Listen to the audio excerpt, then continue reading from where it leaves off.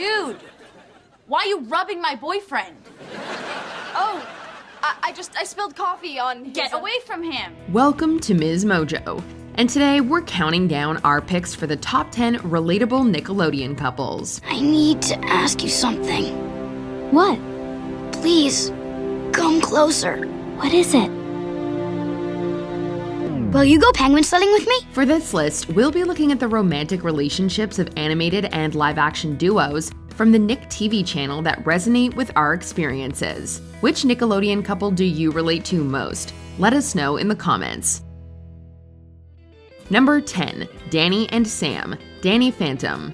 An example of the all-too-common friends to lovers trope, Danny and Sam built a solid friendship that would eventually serve as the foundation for something romantic. I get it! The only thing that has an expiration date here is you! It's no surprise that a bond as deep as theirs would only continue to evolve as they grew up and took on unpredictable worlds together. Friends of many years naturally have adverse moments, but Danny and Sam's loyalty represents a connection able to withstand life's trials. No matter how this thing ends, this whole ride we've been on together, I wouldn't change it for the world.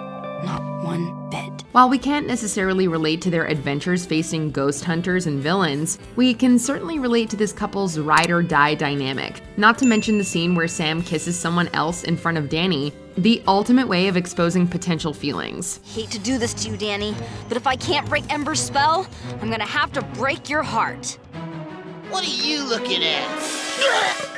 Number 9. Arnold and Helga. Hey Arnold. While Helga's incessant teasing of Arnold is questionable and seemingly mean-spirited, her antics remind us of facades we would put up in our younger years to hide how we truly felt about someone. This is terrible. If I win, I lose. If I lose, I lose. I should be happy, but I'm not. She's easier to empathize with when she's shown writing love poems and acting on her deep affection from a distance. Ella's longing for our firstest kiss. G is for how good that longing is. Even though the kind-hearted Arnold was bothered by her taunting, there appeared to be something there when he showed signs of sensing that there was more to Helga under her hard exterior. Their complicated relationship would later lead to the two confronting their feelings in movies based on the series, a relatable instance of maturing and learning how to express oneself more meaningfully. You did it all, just to help me. And...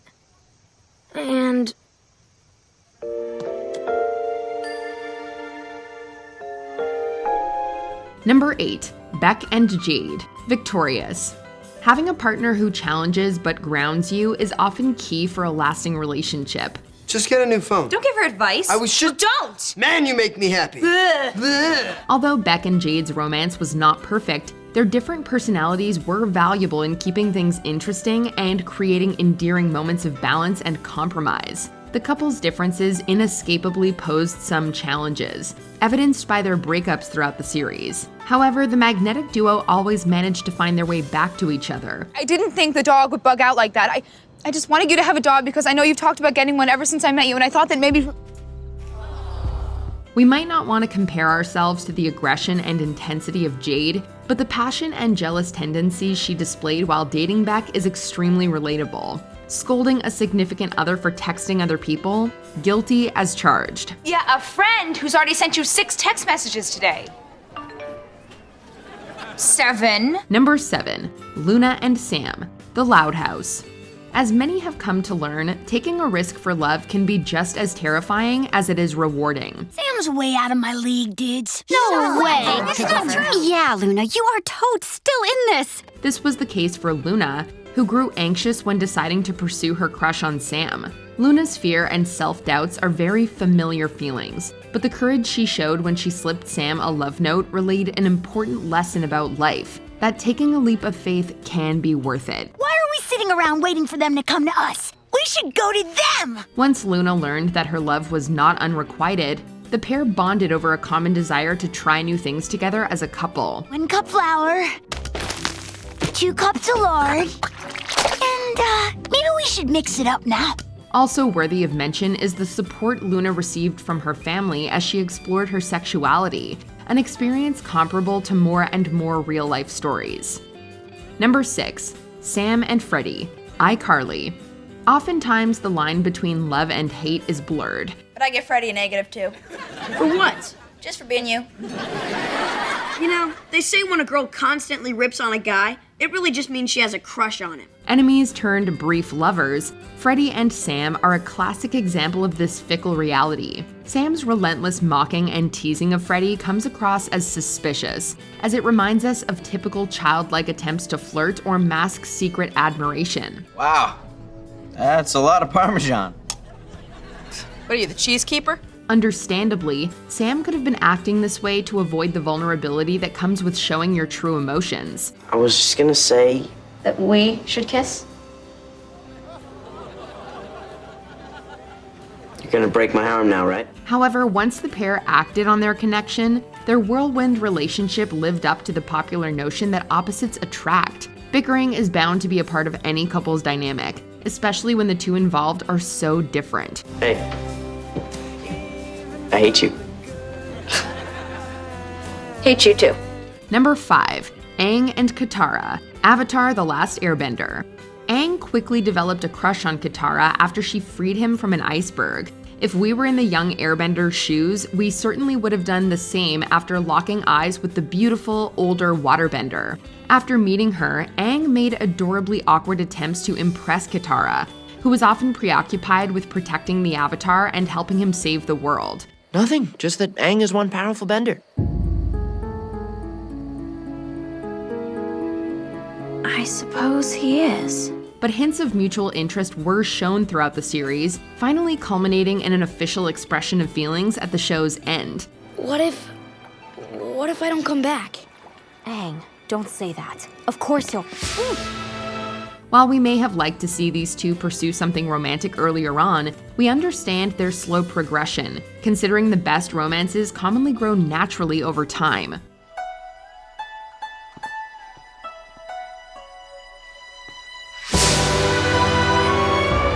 Number 4. Logan and Camille, Big Time Rush. We all felt for Camille when her crush on Logan was not originally reciprocated. So pessimistic, so scared of everything. And so hot.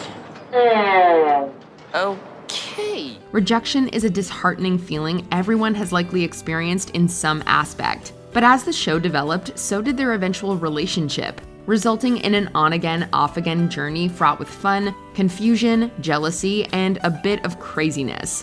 Where is he? Okay, no, Camille, please not now. I have a lot of work to do, and I'm free.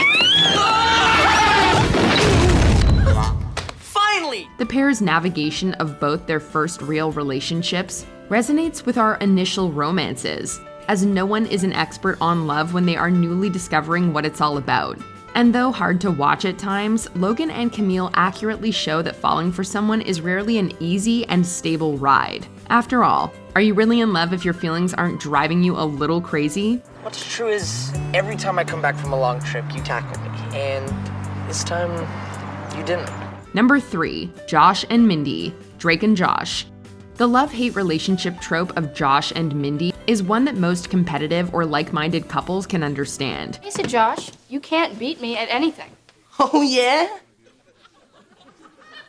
No more. While the two shared similarities and common academic interests, their rivalry at school made a friendship, let alone a relationship, seemingly impossible. However, once Mindy put petty insults and competition aside to express her feelings for Josh, a romantic connection blossomed. But just like in real life, it's not always rainbows and butterflies when a couple decides to make things official. Well, then I'm saying I like you. Fine. Fine. Then I guess we're boyfriend and girlfriend. One condition. What? I get to be the boyfriend. The duo endured more than one breakup throughout the series, but after realizing what's truly important, they exemplified how reconciliation and overcoming issues are possible when real love is shared and prioritized. You want to get back together? Okay. But I get to be the girlfriend. Number 2. Ned and Mose, Ned's Declassified School Survival Guide. In a middle school full of students seemingly out to get you, a key to surviving is having a best friend you can always count on. You broke our hearts. Now I'm gonna break you. Ned and Mose filled that role for each other since the first episode of the series. The close friends shared many experiences during their formative years, providing one another support through crushes, drama, and the rite of passage challenges that come with being a middle school student. You do it again, it wouldn't mean a thing. I couldn't agree more. See nothing. Their strong platonic bond resulted in mutual feelings developing, inevitably leading to an awkward transition out of the friend zone. Even more relatable about the couple's dynamic is their third-wheel BFF Cookie, who was along for the back and forth from just friends to the more than friends story of Ned and Mose. More than friends. Hand-holding, talking all night, heart-shaped candies on Valentine's Day. I'm ready if you are. Bring it on. Before we unveil our number one pick, here are a few honorable mentions. Cosmo and Wanda, the Fairly Odd Parents. Marriage is a forever partnership. 9,850 years and counting for these fairies to be exact. I've been! How about a kiss instead? I'm game!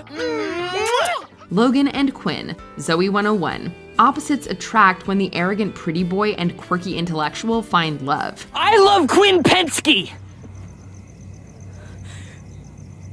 And I love Logan Reese! Kendall and Joe, Big Time Rush. The strongest of bonds can overcome bad timing and distance. This opportunity only comes once in a lifetime. Maybe you only come once in a lifetime. Jimmy and Cindy, The Adventures of Jimmy Neutron, Boy Genius. Secret crushes complicate a competitive young rivalry. I bet he'll look like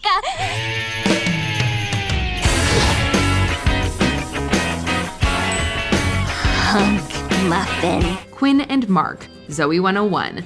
A pair that not only accepts one another's quirks, but understands and embraces them. Why now? Why was this the right moment? Well, were you expecting it? Not at all. That's why. Before we continue, be sure to subscribe to our channel and ring the bell to get notified about our latest videos. You have the option to be notified for occasional videos or all of them. If you're on your phone, make sure you go into your settings and switch on notifications. Number 1. Zoe and Chase, Zoe 101. When Chase first laid eyes on Zoe, it was the age-old instance of love at first sight. Are you okay? Yeah, I was just, checking the flag. His feelings were obvious to PCA's entire student body, but of course, Zoe was the exception. The object of your affection being blind to your huge crush, that's all too familiar. I wonder what he wants to tell me. Gee, I wonder. Yes, whatever could it be? And not only is Chase's love for his good friend something we can identify with, but the two's playful and goofy relationship really hits home. Luckily, Zoe finally becomes aware of Chase's feelings and eventually reciprocates them late in the series. Accepting that love is patient can be a tricky thing, but Chase proved that a great deal of patience can pay off in the long run. How about this? Do you agree with our picks? Check out this other recent clip from MsMojo and be sure to subscribe and ring the bell to be notified about our latest videos.